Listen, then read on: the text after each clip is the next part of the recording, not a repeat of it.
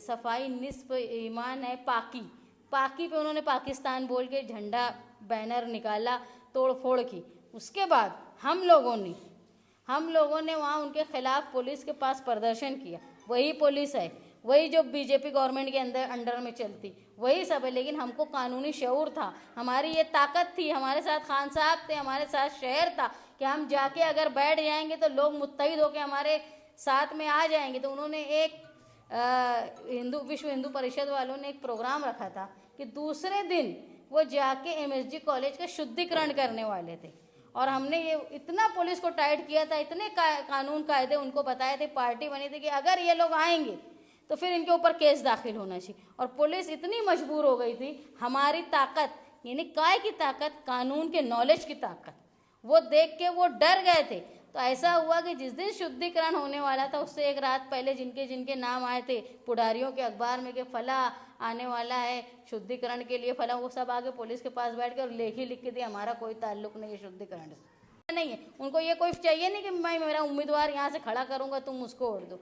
अरे हम एक ताकत है, हम एक समाज है, एक ताकत है। अगर हमारे ऊपर आफत आती किसी भी पार्टी से हो, ये अबू आसिम आज़मी साहब का फ़र्ज़ है कि तुम्हारे लिए ऐवान में जुल्म के ख़िलाफ़ वो आवाज़ उठाए। सिर्फ मुसलमान ही नहीं, किसी भी समाज के लोगों पे अगर जुल्म होता है तो उनका फ़र्ज़ है, वो लेजिस्लेचर के मेंबर है, उनको आवाज़ उठानी चाहिए। लेकिन मेरे वालिद निहाल अहमद साहब हमेशा बोलते थे जब कोई पुलिस इंस्पेक्टर मुसलमान आ जाता था मालेगांव में, या कोई बड़ा ओहदेदार मुसलमान आ जाता तो साहब बोलते थे ये कहर खुदाबंदी है।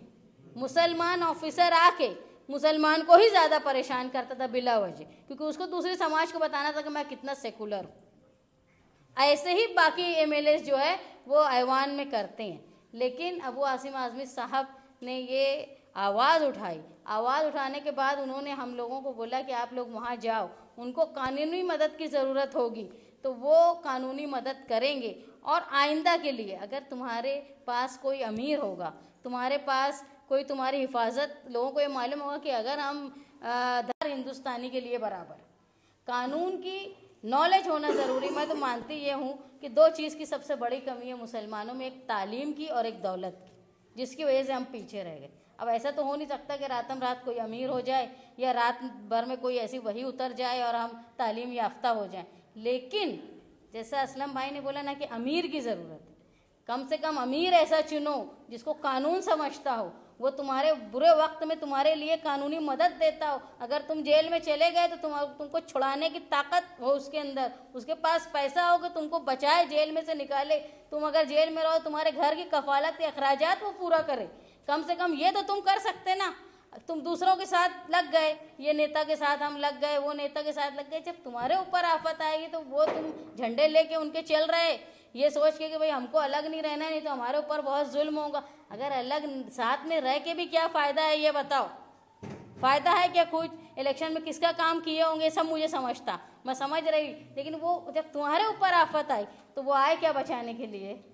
नॉलेज होता, ताकत होती, और अपनी बात को डेयरिंग से रखने की हमारे पास हिम्मत होती। किसी की अपन चमचागिरी कर लेने से अपना अगर फ़ायदा हो सकता होगा तो करो चमचागिरी। मैं ये बोलती हूँ कि अभी इस वक्त में अबू आसिम आज़मी साहब ऐसे हैं जो बेबाकी से अपनी बात उन्होंने असेंबली हॉल में रखा। ऐसा नहीं है कि वो अकेले मुसलमान एमएलए, बहुत से मुसलमान एमएलए हैं। किसी ने बोला क्या किसी की तरफ से? क्योंकि कहीं ना कहीं जो है वो लोग भी ये डरते होंगे हुकूमत से फ़ंड लेना है, हमको हमारा काम करवाना है, या फिर जब गवर्नमेंट इधर की उधर होंगी तो हमको हमारा हिस्सा वाटा लेना है, इसलिए एमएलए भी डरते हैं अपने लोग।